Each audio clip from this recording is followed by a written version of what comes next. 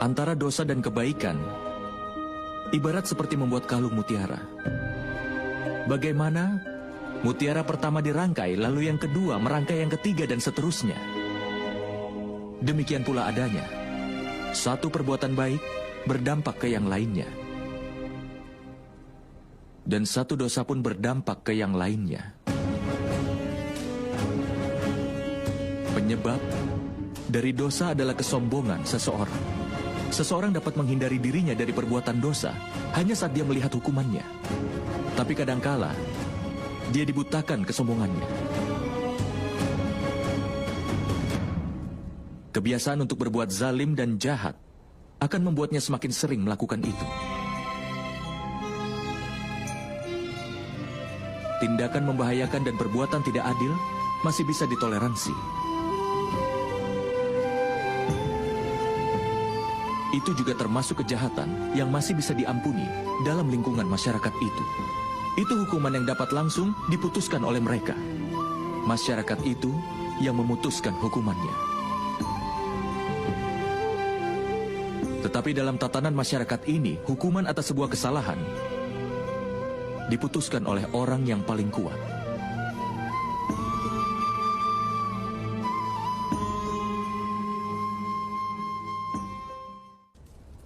Apakah kau tahu batasan dari pengorbanan bagi orang-orang yang mencoba untuk membangun kebenaran? Batasan dosa dari orang-orang berdosa adalah akhir dari pengorbanan mereka. Dengan kata lain, sampai orang-orang berdosa dan dosa-dosa mereka diampuni, pengorbanan harus dilakukan oleh orang-orang yang membela kebenaran. Itu tidak dapat dipungkiri, kan teman?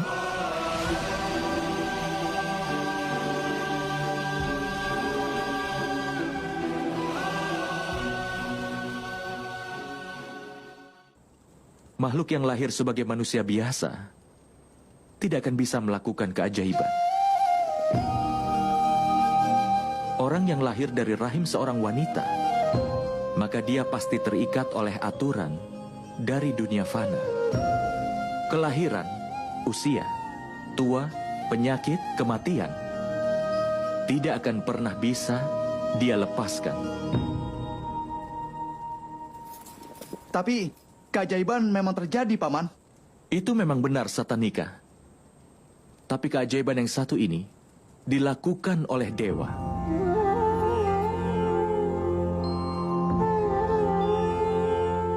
Ketika orang dengan segenap ketulusan jiwa dan raganya mau menghapus kejahatan dan membangun tatanan hidup yang baik dan benar,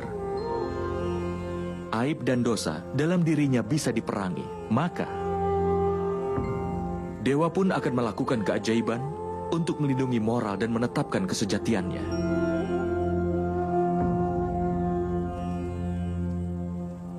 Ketika seseorang berserah dan membuang keegoisannya dan segala dosanya, dan dia pun sudah siap untuk mengorbankan segala miliknya, maka seluruh makhluk ciptaan akan diberkahi dengan mukjizat. Dan pengorbanan yang seperti itu telah dilakukan ibuku Dewaki. Dan keajaiban pun terjadi di penjara itu, nak. Ini adalah keseimbangan penciptaan. Tapi dewa hanya melakukan mukjizat ketika ada manusia yang melawan hukum alam, namun kesejatian yang sebenarnya ada di dalam hati. Sehingga manusia jangan pernah menyerah untuk berjuang. Setiap kali seseorang berjuang untuk menghindari dosa, bahkan dalam bentuk perjuangan yang sekecil apapun, maka dewa akan melakukan mukjizat untuk melindunginya. Artinya, kalau kalian ingin mencari bantuan dari alam semesta ini dan juga dari para dewa, maka pertama-tama berserahlah dan jauhilah keegoisan dari segala dosa. Belajar tetap tegar di segala keadaan. Tapi ada satu kebenaran. Manusia seringkali lupa bahwa setiap partikel dari ciptaan merupakan bagian yang Maha Kuasa sendiri.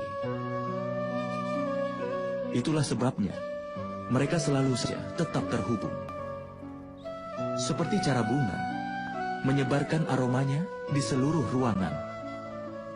Bau-bauan busuk pun menggunakan cara yang memang kurang lebih sama.